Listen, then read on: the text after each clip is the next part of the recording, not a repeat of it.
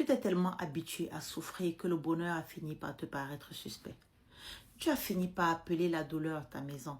Et le jour où quelqu'un t'a proposé autre chose, tu n'as pas su quoi en faire parce que la paix, tu ne la reconnaissais plus. Parce que la douleur, c'était la seule chose qui ne t'avait jamais abandonné. Si tu es tombé sur cette vidéo aujourd'hui, ce n'est pas un hasard. Ce n'est jamais un hasard. Donne-moi 10 minutes. 10 minutes, pas pour me regarder parler, pour te regarder toi. Assieds-toi, on commence. Tu sais ce qui arrive à ceux qui ont trop longtemps vécu dans la tempête? Ils finissent par devenir fidèles à ce qui les détruit. Pas par masochisme, non plus par faiblesse, mais parce que la douleur, elle a été constante, elle a été prévisible, elle a été là. Pendant que les gens partaient, pendant que les promesses s'effondraient, pendant que les rêves attendaient, la douleur, elle, ne les a jamais quittés. Alors il s'y attache. Il la protège, il la nourrit, il lui reste fidèle. Et tu sais comment ça se manifeste dans la vraie vie? C'est celui qui reste dans une relation qui le détruit. Parce que la solitude lui fait encore plus peur que la souffrance. C'est celle qui refuse de guérir parce qu'elle a peur que sans sa blessure, personne ne la regarde plus. C'est celui qui sabote chaque nouveau départ parce que quelque chose en lui croit qu'il ne mérite pas mieux que ce qu'il a connu. C'est celle qui porte le deuil de quelque chose qui aurait dû mourir depuis longtemps et qui refuse de l'enterrer parce que tant qu'elle souffre, elle a la preuve que ça a existé, que ce n'était pas pour rien. Mais voilà la vérité que personne ne te dit. La douleur n'est pas ton identité, elle n'est pas ton héritage, elle n'est pas ton histoire. Elle n'est qu'un chapitre. Et un chapitre n'a jamais eu le droit d'écrire tout un livre. Parce qu'il y a deux types de survivants face à la douleur. Il y a celui qui la porte comme une couronne, qui dit « Regardez ce que j'ai traversé, regardez ce que j'ai enduré » et qui s'installe dans ses ruines, comme si elle était un trône. Il parle de ses blessures tout le temps à tout le monde, pas pour guérir, mais pour exister. Parce que sans sa douleur, il ne sait plus qui il est. Et puis, il y a celui qui regarde ses ruines et qui dit, ce n'est pas ma maison, c'est mon point de départ.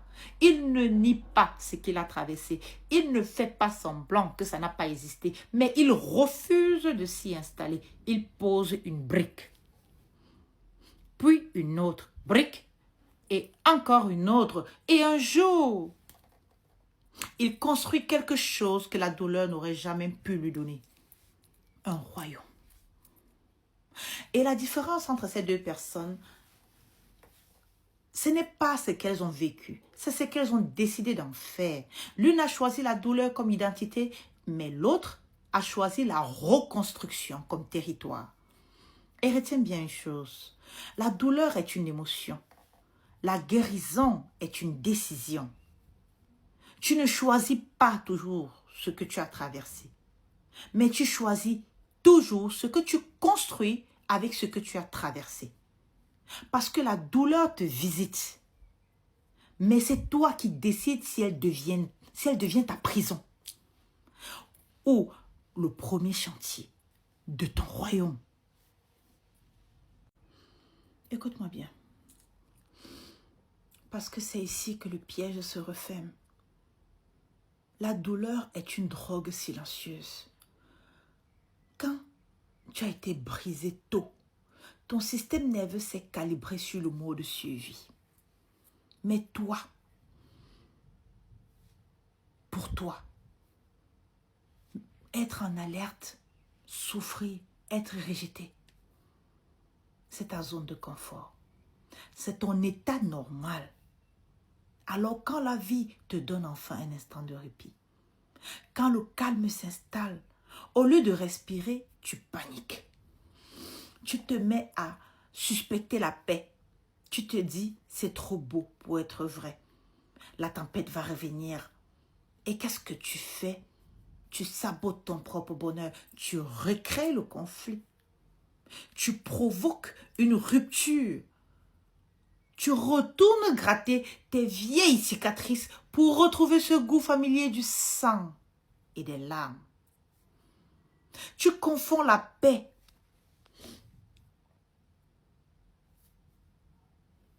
avec l'ennui. Et tu confonds l'angoisse avec l'amour. Tu as tellement peur de lâcher les larmes que tu préfères continuer à te battre contre des fantômes plutôt que d'apprendre à gouverner un territoire serein. Tu ne défends pas ton royaume, tu défends ton droit de continuer à souffrir. Pour ceux qui se demandent qui je suis l'impérial. Et je refuse de te laisser glorifier ta propre souffrance.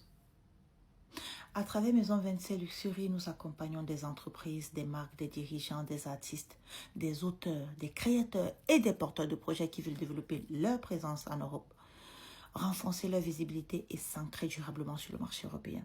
Nous construisons, nous représentons, nous transmettons, mais je ne suis pas venue te parler business. Je suis venue te parler de la reconstruction parce que derrière chaque histoire, derrière chaque personne, il y a souvent une histoire que personne n'a vue. Et c'est à cette personne que je parle, à ceux que j'appelle les survivants. Et cette fidélité à ta douleur, elle doit s'arrêter. Aujourd'hui.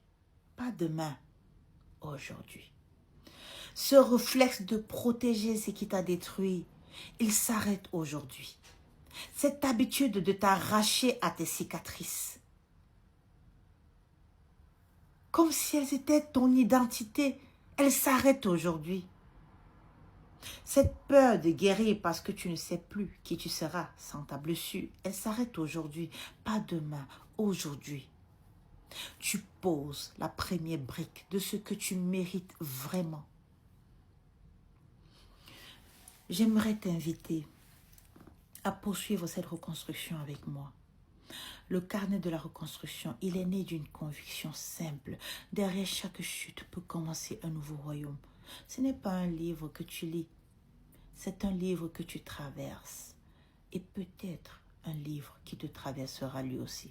Le rendez-vous est fixé le 6 août. Mes survivants, ce ne sont pas ceux qui n'ont jamais souffert. Ce sont ceux qui ont compris que la douleur n'est pas un trône. C'est une épreuve. Ce sont ceux qui ont refusé de prêter allégeance à ce qui les avait détruits. Ce sont ceux qui ont choisi la reconstruction. Même quand personne ne les regardait. Tu n'es pas ce que la douleur t'a fait croire. Tu es encore là. Les ruines ne racontent jamais la fin de ton histoire.